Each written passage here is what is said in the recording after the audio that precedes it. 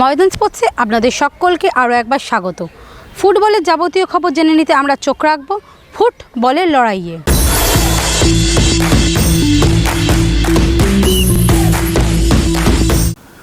কলকাতায় শেষ হলো ভারতীয় ফুটবল দলের 10 দিনের প্রস্তুতি শিবির। বুধবারই থাইল্যান্ড রওনা হলেন সুনীল ছেত্রীরা।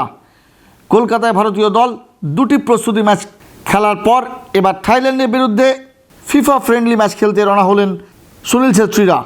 28 জন সদস্যকে নিয়েই থাইল্যান্ড গেলেন ভারতীয় দলের কোচ মানালো মার্কুইজ। আগামী 10ই June AFC Asian cup qualifier খেলবে ভারতীয় দল।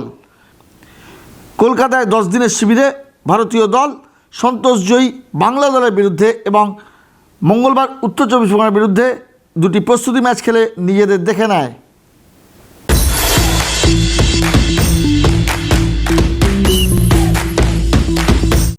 কন্যাশ্রী কাপ জেতায় বুধবার সকালে ইস্টবেঙ্গল তাঁবুতে ক্লাব পতাকা উত্তোলন করলেন দলের সভাপতি মুরারিলাল লোহিয়া।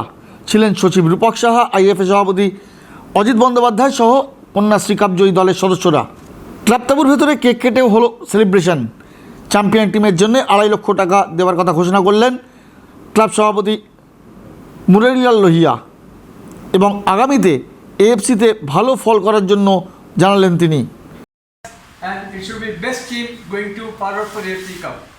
और আপনারা খুব ভালো করেছেন, आगे ভালো করবেন, এটা আমাদের আশা। एक छोटा सा एक हम लोग अवार्ड अनाउंस कर रहे हैं। तो सीधा 2.5 लाख देगा टीम पे।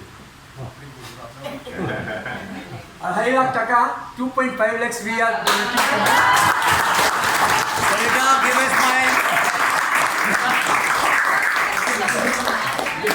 क्या बोले? 1 2 3 1 2 3 ফর ইস্টবেঙ্গল ক্লাব আমাদের জন্য অত্যন্ত গর্বের দিন যে আমাদের মশাল গার্লসরা, আমাদের মেয়েরা এবার ডাবল করেছে। আমরা ইন্ডিয়া জিতেছি, আমরা বাংলা জিতলাম, now it's time for Asia. আমাদের সঙ্গে আজকে তোমাদেরকে কংগ্রেচুলেট করার জন্য উপস্থিত রয়েছেন আমাদের ক্লাবের মাননীয় প্রেসিডেন্ট মিস্টার ML লোহিয়া, আর এই ক্লাবের গার্জিয়ান যদি বলি তিনি শ্রী অজিত ব্যানার্জি। মহিলা ফুটবলে দিমকুট জেতার আনন্দে আবার উচ্ছ্বাসে ভাসছে লাল হলুদ শিবির।